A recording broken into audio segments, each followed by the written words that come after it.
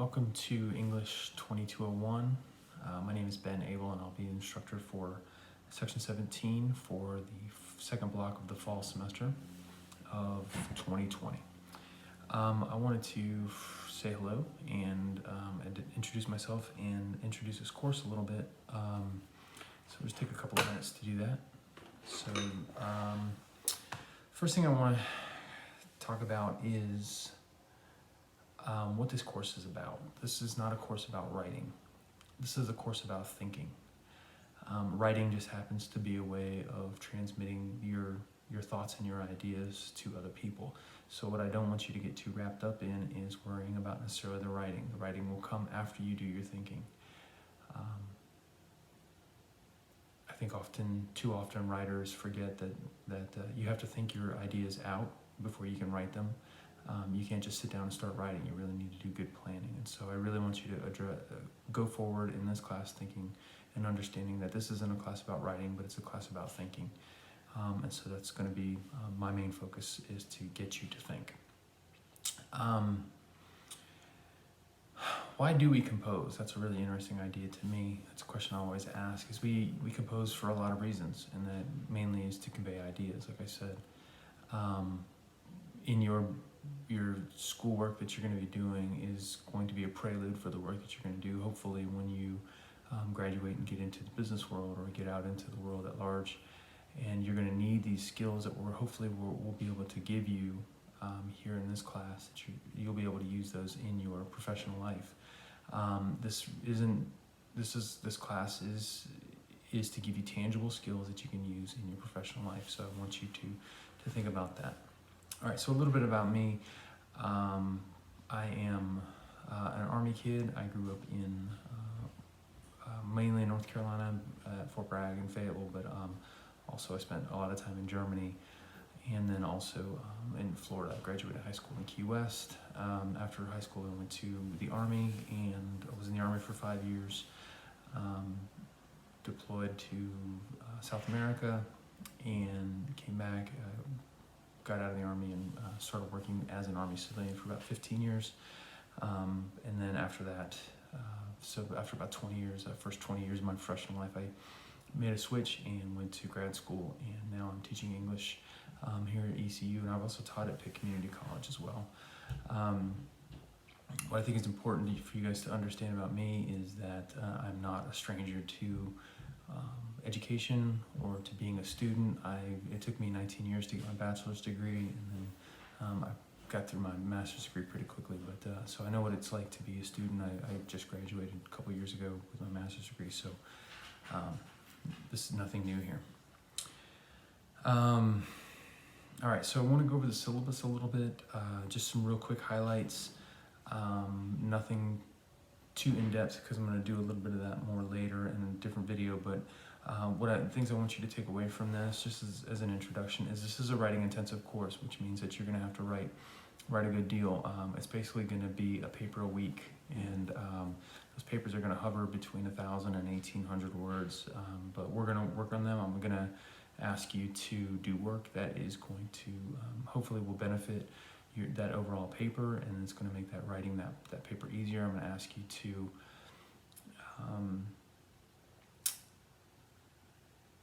plan, to come up with ideas, to do interviews, to present me with ideas about how you want to do your work, so that I have an understanding and you have a comfort level with the work that you're going to be doing. So we have 4 major projects that you're going to do.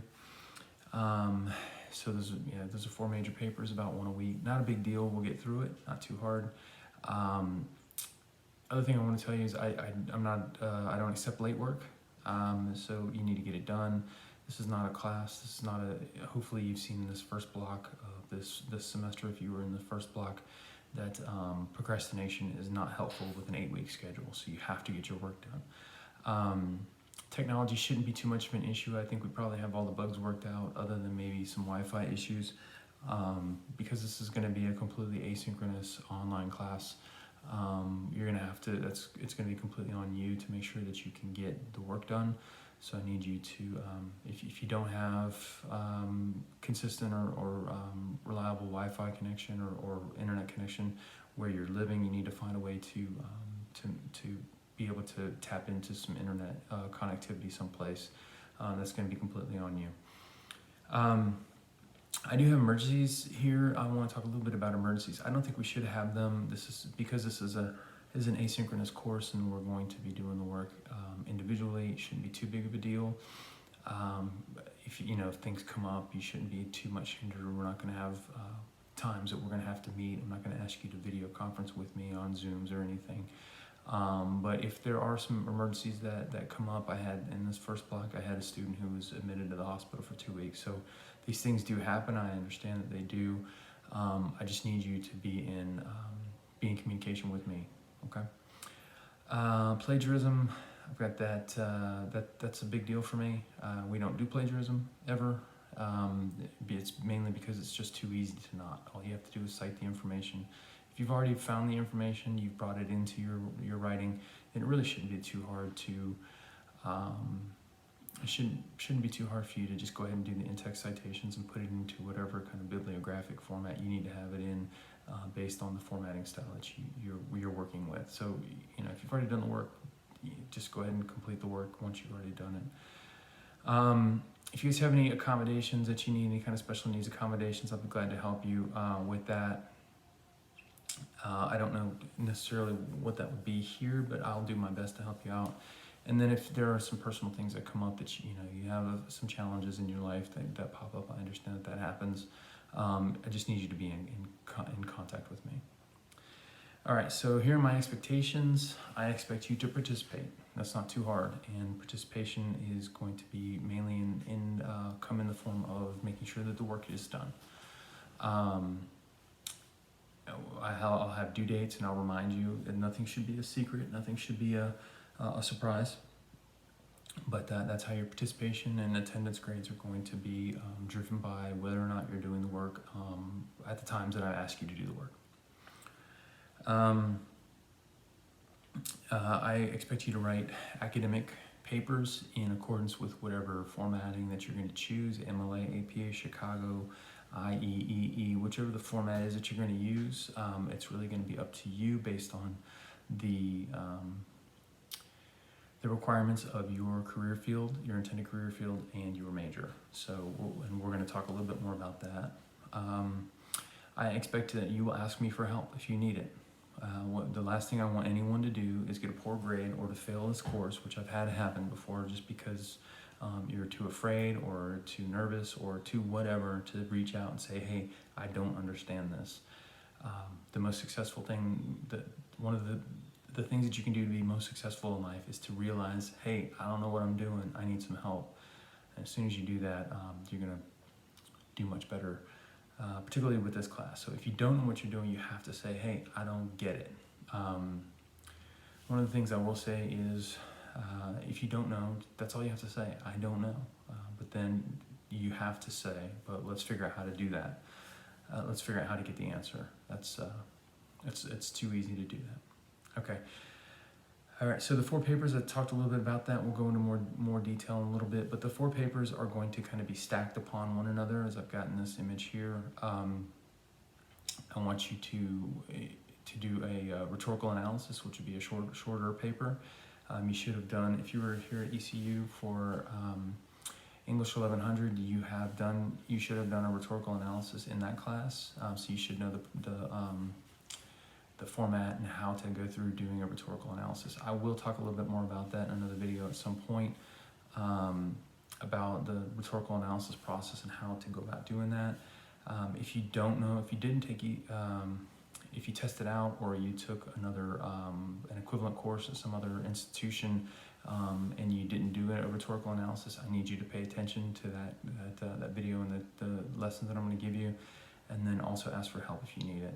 Rhetorical analysis isn't easy if you don't understand the process, but if you do, it's really not that hard, and I'll help you through it. The next one I'm going to ask you to do is writing in your field, and that's going to be an exploration of the way that people write in your major or your intended career field for after you graduate.